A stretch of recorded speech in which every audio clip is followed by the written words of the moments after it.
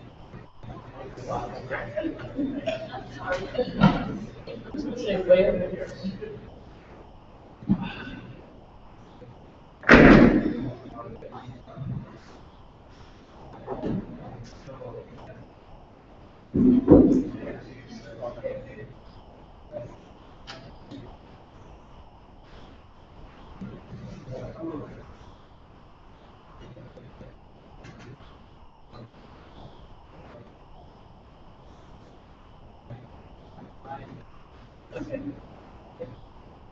Thank you. You're welcome. Which network are you connected to?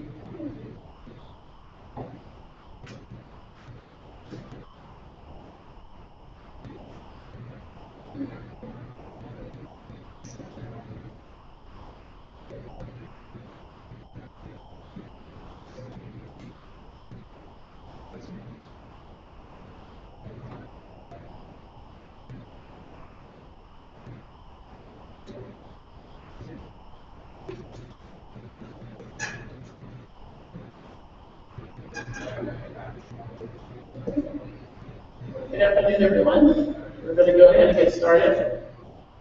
Just in case, to make sure you're in the right place, this is the session on MOOC Untangled, building a MOOC in Sakai CLE. If that's not where you want to be, then we'll talk to you later. But if that's where you want to be, you're in the right place. My name is Reba Anna Lee. I am the Associate Director of Academic Technology at Marist College. Marist College is located in beautiful Hudson Valley, New York, in Poughkeepsie, New York, right on the Hudson River. And it's very picturesque and beautiful, and we love it. It's a mid-sized liberal arts college with an FTE of about 6,500, with a mix of traditional undergrads. We have adult learners, we have graduate programs. We kind of run the whole gamut except for doctorate programs. Other than that, we have been involved in technology for many years. We've been seen as the innovators in different fields of technology, and for us, reaching out our scope to include MOOCs was just a natural progression. So today, it's not only going to be myself, it's going to be Miss Louisa Lee. She's our instructional designer, so she'll be helping, well not assisting, we'll be co-leading this discussion. Basically, what we're going to talk about is how we build the MOOCs from the bottom up and how we maintain them. We're going to hit on some of the technical parts as well, but not too in-depth. And then we welcome questions at the end, if you have any. And we'll go ahead and get started.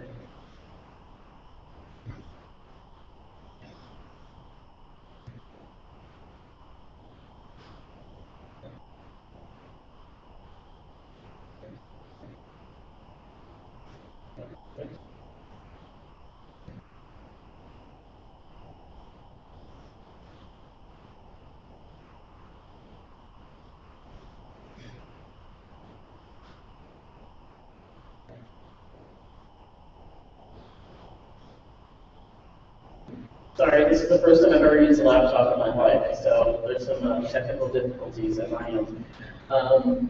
Basically, the question that came to us was our college president came to us and said, "What's a MOOC? Why aren't we doing MOOCs? What's that all about?"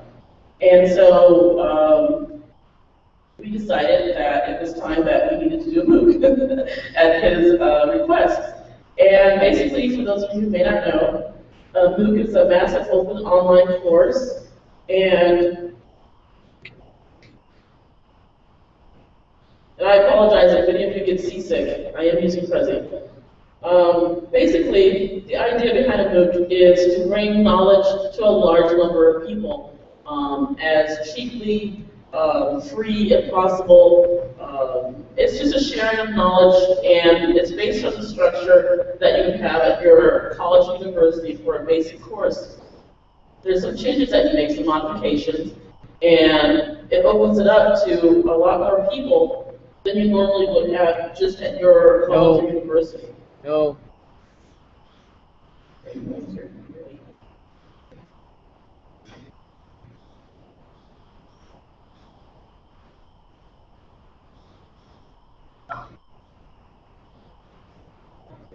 Sorry about that. So we wanted to look at these new learning models. So for us, the way that we look at MOOCs is that you have your traditional classroom setup, face-to-face courses, you have blended courses, and then you have what I personally call traditional online courses. And so a MOOC is just another way of learning in the whole spectrum of classroom learning. Meaning, this is a new way to present online courses. And there may be a new way to do that a year or two down the road. But these are all models that are available to us. And some courses don't lend themselves to MOOCs, and that's okay. Some, you know, as soon as you hear what the subject matter is, you're like, oh, that'd be a great MOOC. But not every class has to be a MOOC. And that's something that we, in various discussions, came to understand, is that you can't force something that isn't there. So basically the question became, well, how are we going to do this? We're not Coursera. We don't have millions of dollars being thrown at us, even though we would like that. I would like that. If you want to throw millions of dollars at me at any time, that'd be great. So we looked at what we had. And basically, we had quality faculty that wanted to do MOOCs, who were interested in this new model that was available. And we had quality courses. We are part of the Quality Matters program.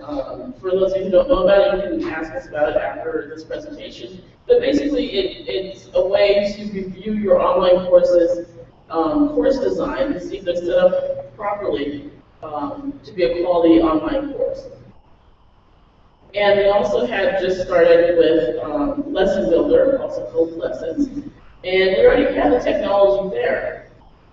And so for us, we're very excited because something that seemed so overwhelming at first was actually something that was quite possible at this point.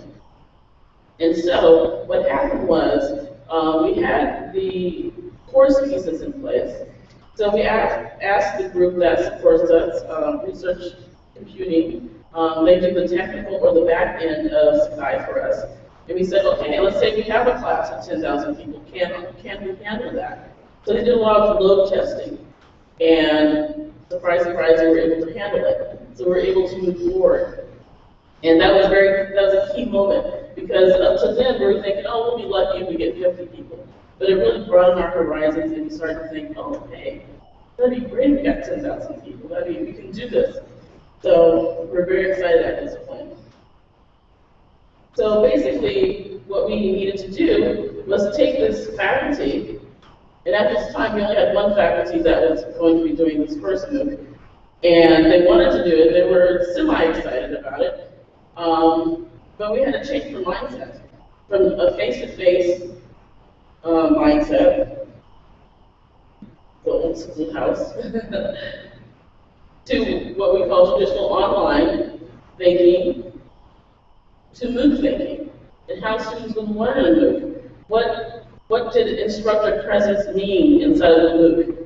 And this is where we had to do a lot of handholding and discussions and training and talking about taking something that was, at very first, this professor had taught this class face-to-face, he had moved it online, and now he's moving into this new model.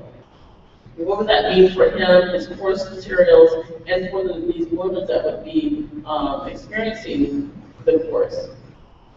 And this, I really need to tell you, this was a hard journey.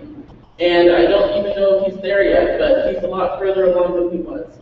And this was just a matter of taking the time to really sit down with him, his dean, and some other faculty that were interested in really discussing these points with him.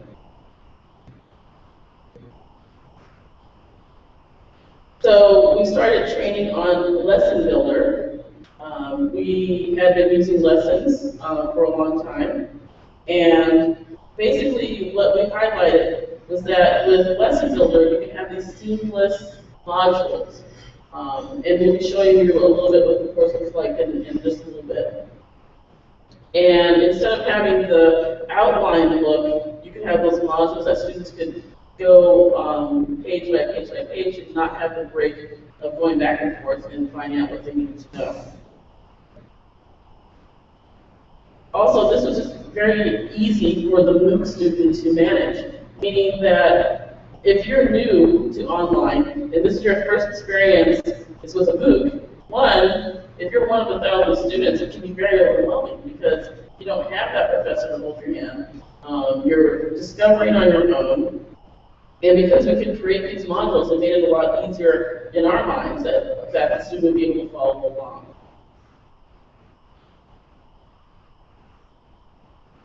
So at this point, we had our main faculty person that was involved, and then we had others that were coming in to the fold. No pun intended. Anyway, that were coming into the group.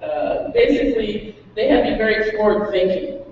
And it's about the pedagogy of before design. And so once we changed our mindset about the pedagogy, we were able to lead them down the road of design.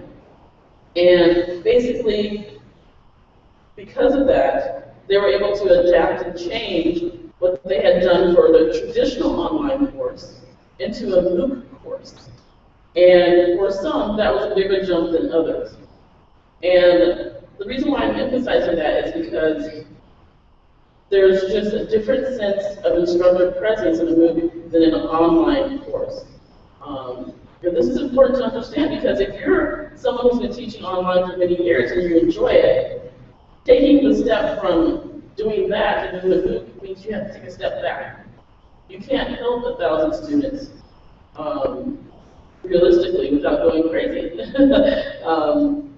It just is not something that is scalable for a professor to do on their own. Now, this led us to the design phase.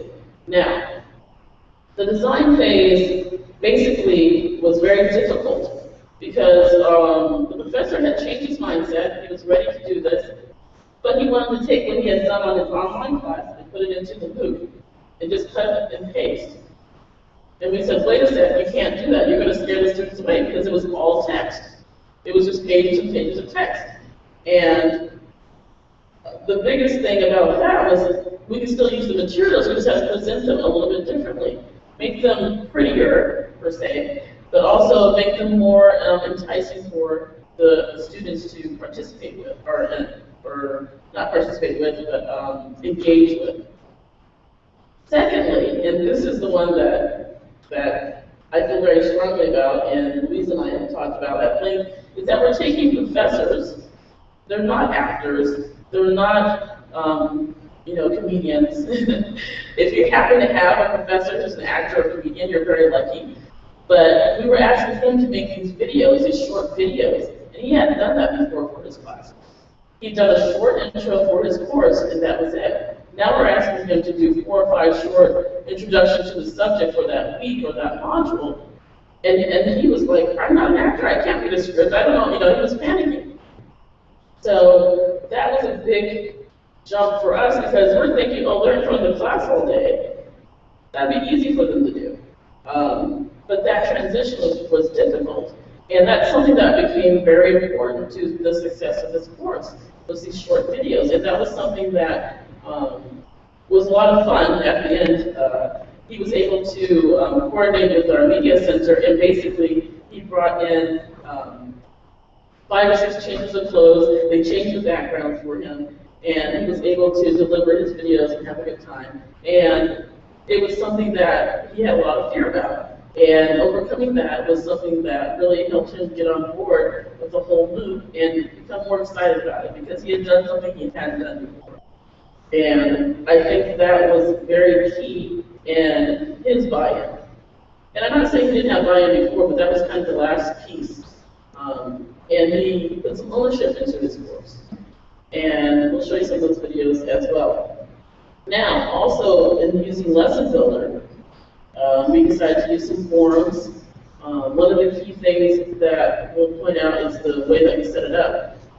But also, we decided that we're going to use forums. Not everyone's going to use forums in a MOOC class because that's going to be hard to monitor. Because this first course was a computer science course, they have some graduate students that could be TAs for the class. So they're the ones that monitor the subject questions. And Louisa was monitoring the technical questions. So by divvying up that work, we were able to handle the forums portion of the MOOC. And you may try that out in your courses. It may work, it may not, but it was a lot of questions. It wasn't too much that we couldn't handle it, but it was a lot. And what we were able to do for the second round of this course were to take those questions and to make our own FAQs that were specific to that MOOC. And so now, I'm going to show you the live course. Give me a second to log in.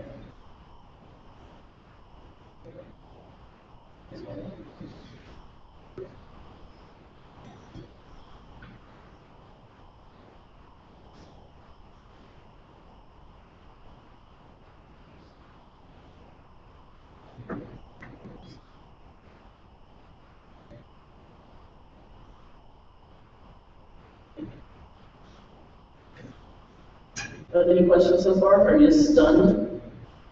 Stunned silence? Okay.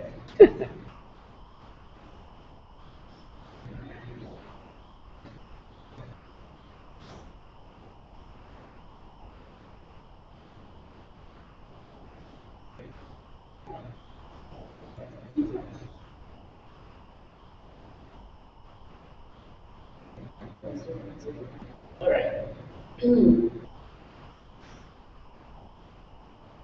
So here is our wonderful MOOC.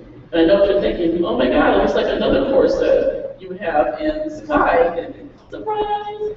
Yes, it does. Now, there were some tools that were left out, but I'll tell you about those in just a second. We wanted them to come in and have some connection. And this course is about enterprise computing.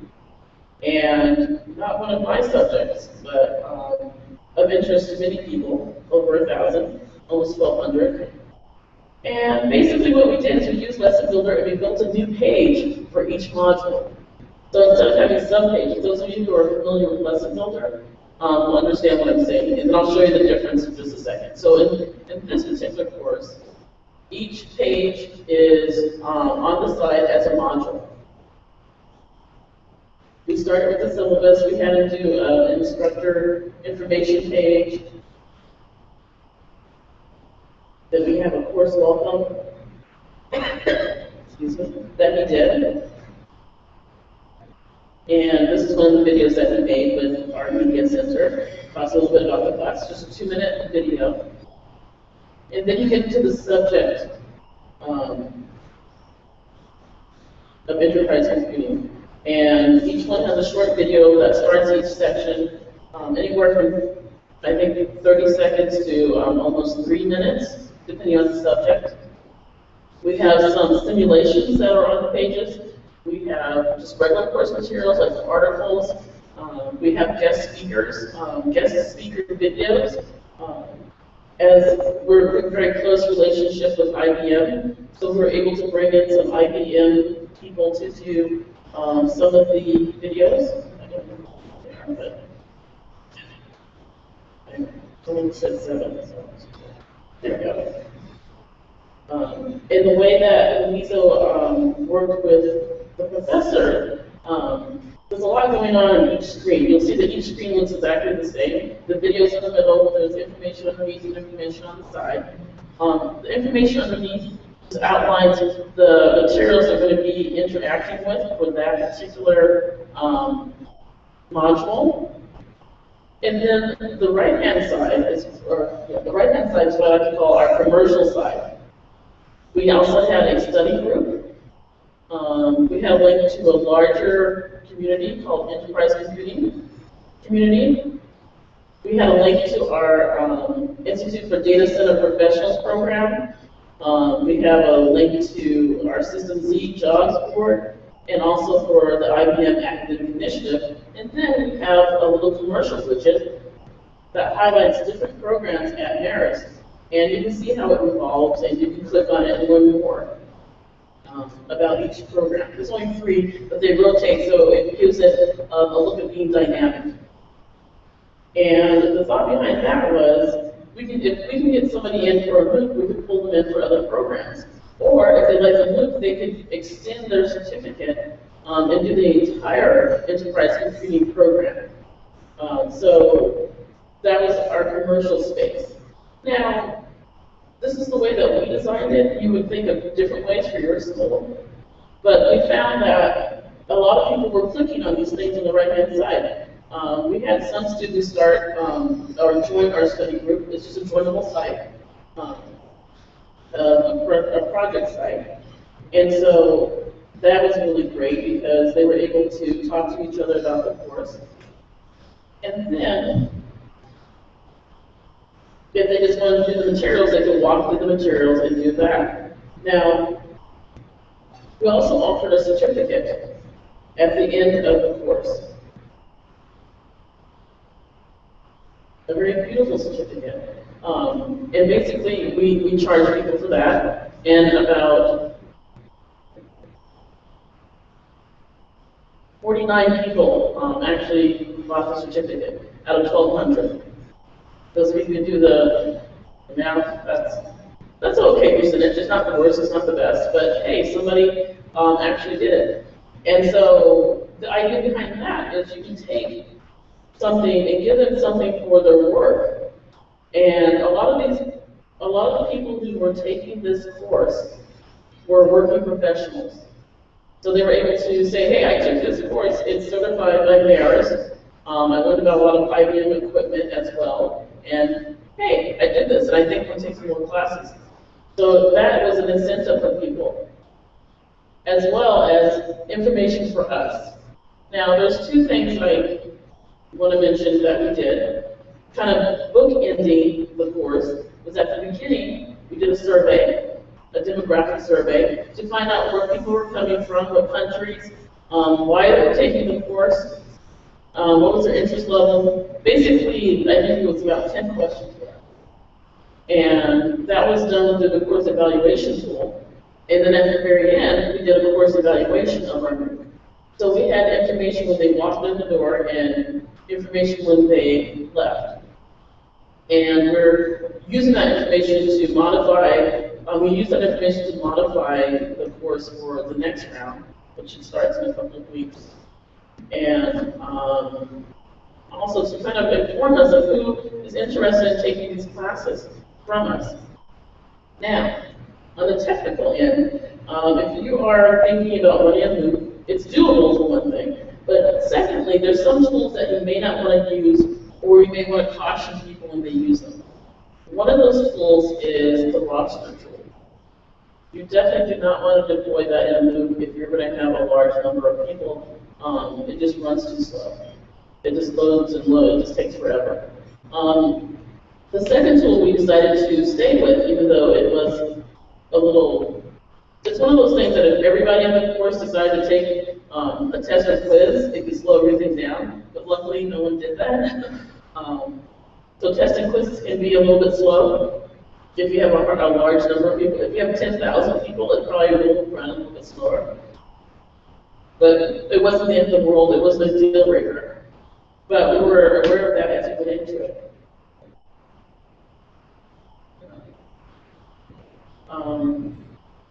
So those are two technical pieces. We also, we have these basic FAQs. One of the lessons learned, and you're probably familiar with this, is that the professor had created his original material. Some of his class lecture pieces were in Adobe Connect, Adobe Presenter. And basically, it doesn't open on certain platforms. It wouldn't open, they would get a blank page. And the first week or two of the class, that's all we heard. They were just coming in saying, I can't open this, I can't see anything, why isn't this working for me?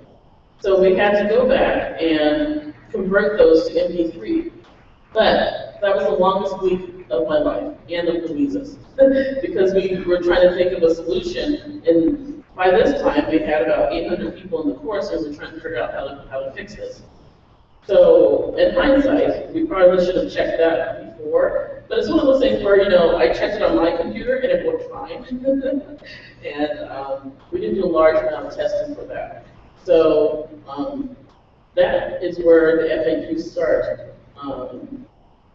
The very first thing is it tells you what your required software is. That's how we grew our FAQs for this first instance. And then it tells you a little bit about the structure. Now, what we've done the second time around is we've actually made this into a video. So we have the FAQs on the side again, but they're also available in a short video done by the dean of the school. And basically, the idea behind that was you could get a lot of the information out very quickly rather than having people read the FAQs each time. But it's available both ways. Now, so this is our computer science MOOC that we ran. We're planning on running this class again starting in July, and we're also adding 2 more computer science courses. Now, that's one way of designing your MOOC. Another way, oh, and those of you who were in the session before this, you may have already seen this. We have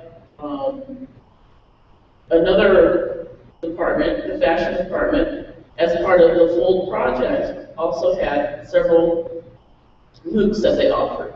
There's one full MOOC and what we call mini MOOCs, and that's the time frame. The main MOOC was very long, and then the mini MOOCs were only 4 weeks. So you can play around with the design as much as you want at your particular school, and it's kind of fun to see the different types. So what we did here is all the course content is available on one page, and what we did to make subpages. So basically, the student in this fashion MOOC would always come back to this main page, and it's set up so there's videos, there's lots of photographs, not so tech savvy or text heavy as the computer science ones, but it's still designed as a MOOC. And this is something that this design was, once again, we sat down with the fashion department and talked about what they wanted to present, how they wanted to present it, and they're a little bit more visual than the computer science department, and so they had a lot of different ideas. And what we did, we kind of compromised on how we were going to design this MOOC, and this was the compromise, having all the information on one page, having some quizzes in there and such.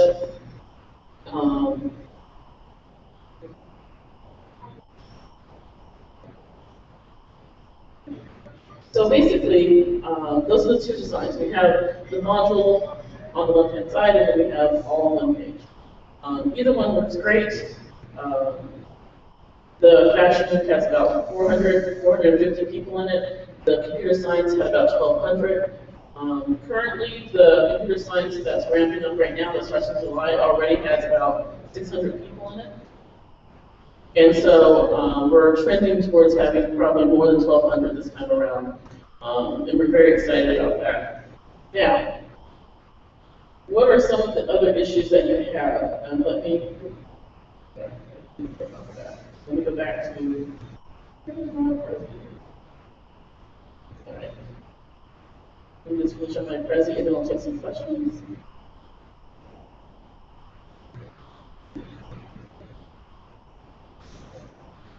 Remember all this, sorry. If you get seasick, look away, look away.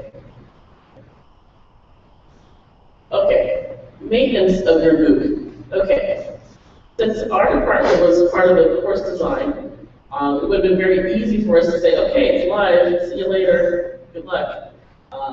But we decided that probably wouldn't be a great idea. So, as I mentioned before, Louisa helped with maintaining the technical questions that came in.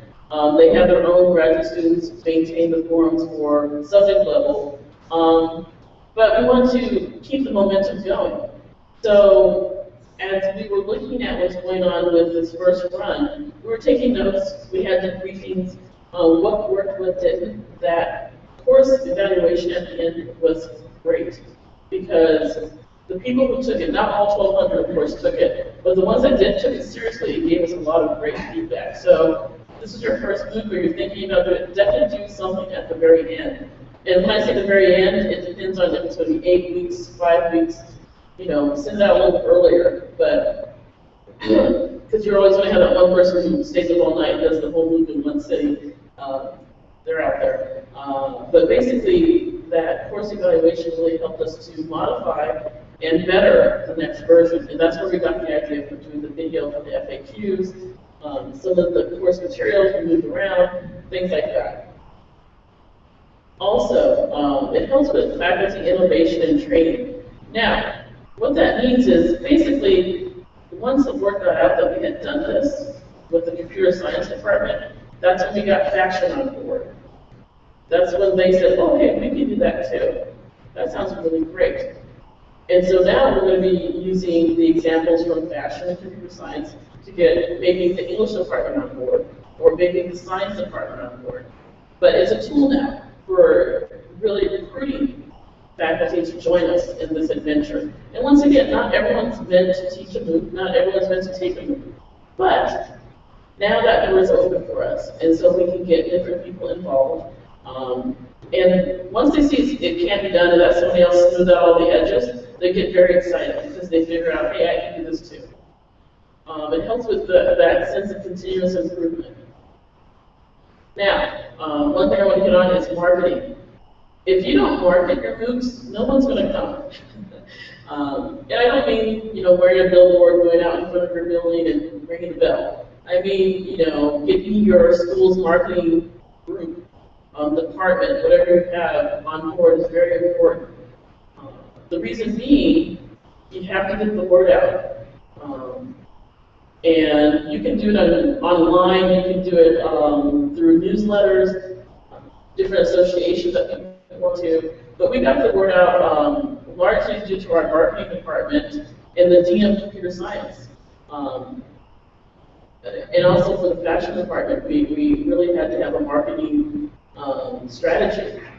And when you think of a course, and you think of a college, marketing is not usually the first thing you're thinking of, unless you're thinking of traditional undergrad admissions or graduate school admissions.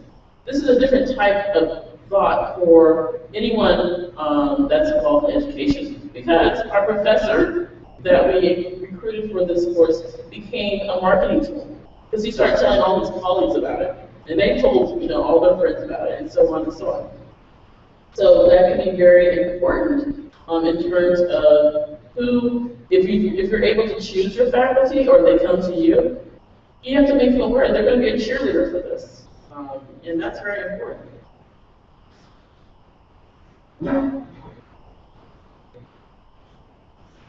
So for our fashion MOOC, one of the things that we did is we did a joint project with Betsy Johnson in Fashion Week. That was a huge boost for the Fold itself, but also for the MOOC that was part of the Fold project. So, sometimes it is who you know, it's how you reach out, and you really want your hard work to be recognized. Putting a MOOC together is not easy. And once it's done, you want to show it off. And it feels good to do that, because we've come a long way, and because of that, we really want you to feel like you can take this back and you can do this at your particular college, university, department, whatever it is. And all it takes is an idea. They have MOOCs on everything. Gardening is one of my favorites. I don't know how to do that, but it's on gardening. And there's pet care. It doesn't have to be something that's scholarly. It can be something that you're just interested in.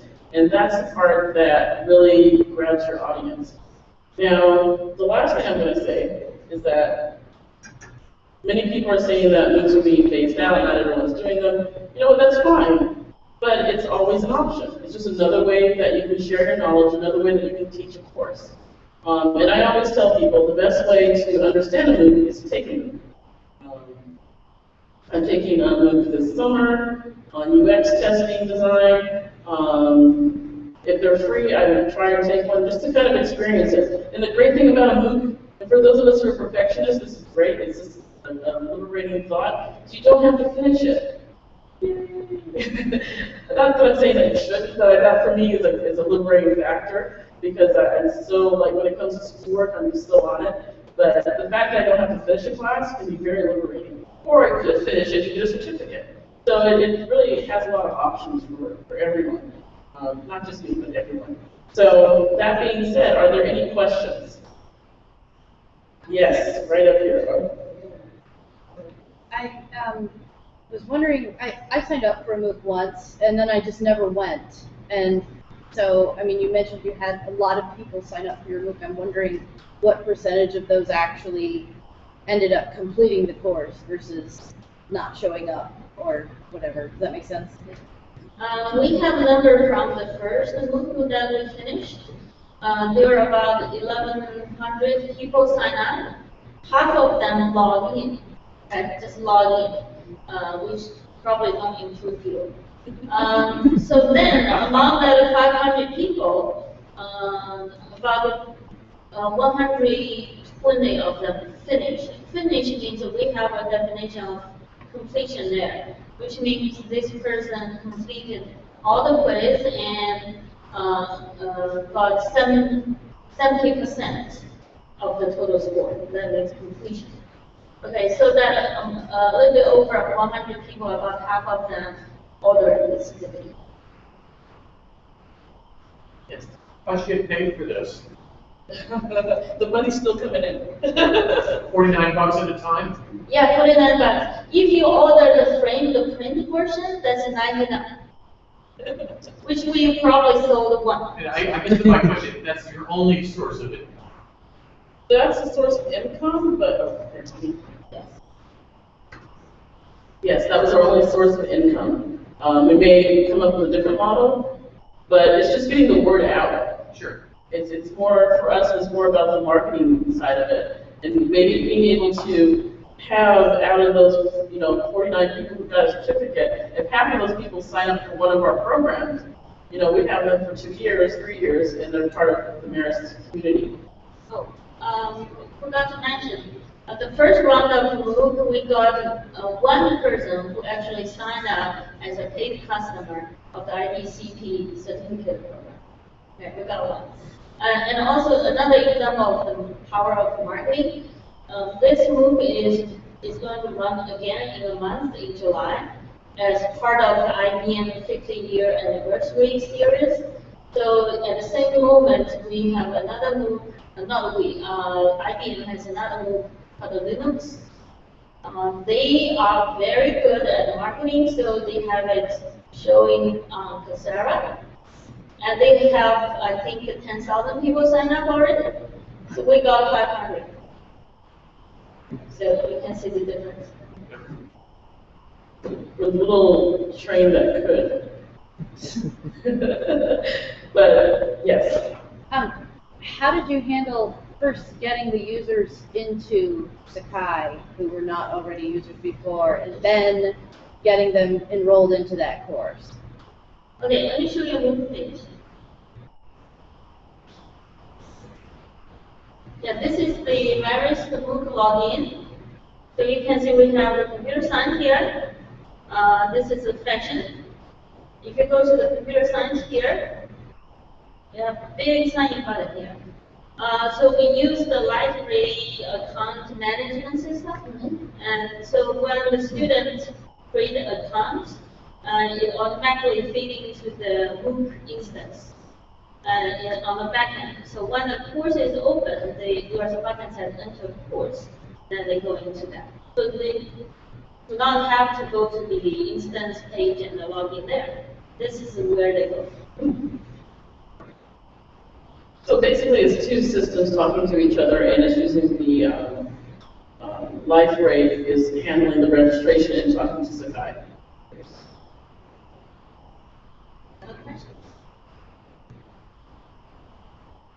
Yes. You use peer assignments? I'm sorry? Peer assignments? Peer assignments. No. Peer assessment. No. I'm sorry, I just can't hear you. Yeah, peer assignments. You're using Sakai? Yes, we did not have peer assignments with this instance of Sakai. It's just on plan 290, so it wasn't available yet, so we haven't been using it. I don't know if we will use it. I know there's one professor who's doing a MOOC who's interested in it, but we haven't done anything with it yet. But I think it probably would be a pretty powerful tool to use with the MOOC. On that first content page that you showed, you had a video, and then to the right of the video, you had like some links and a cute little like Marist ad or something. Yes.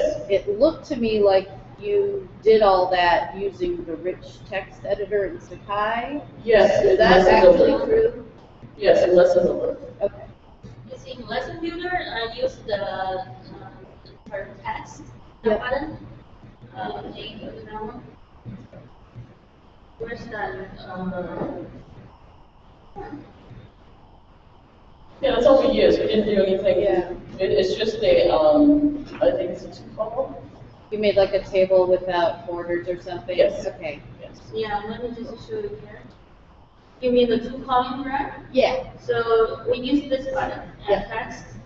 So if I show you the code, you will see we actually use the table. We use the two column table. Because the computer science department insists on adding the commercial links, which actually worked. So it's just a little bit coding, but it worked. Good, thanks. Yes. What type of assignments do you use? I don't think we use assignments. We just use testing quizzes. So they had to read the material and then answer questions. And then in order to move on to the next section, they had to get 70% or higher. Yeah, this is the quiz page. They're all linked in the lessons, so they don't have to go to the test and quiz page. Yeah. And if you go to the forums, this is optional or volunteered answers. You can see that there's a welcome page. For each module, the instructor designed several reading questions. So it's totally up to them to answer. We had some really active contributors. This is the new one. We just opened just a while ago. So you can see that. They already contributed a lot. You guys, if you want to learn mainframe and enterprise computing, join the group. It's free. We also have 2 more coming up, and you can go to mooc.veris.edu and learn more about those courses. I don't think so. Yeah, so Dr. Matthew Johnson and Dr. Robert Canistra, they have 2 different groups coming up in August. One's on mobile applications and one is on software design. Interesting. All right. It looks like there's some refreshments outside. If you have any other questions, you can come on up. We'll be here for a few minutes. And thank you for your time.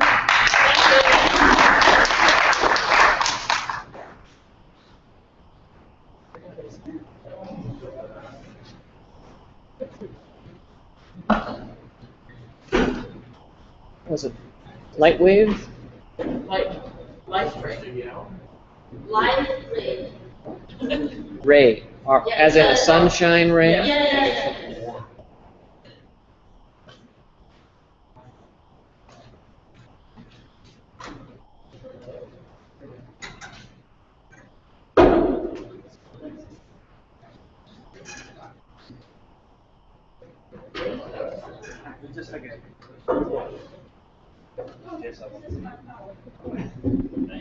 Thank you.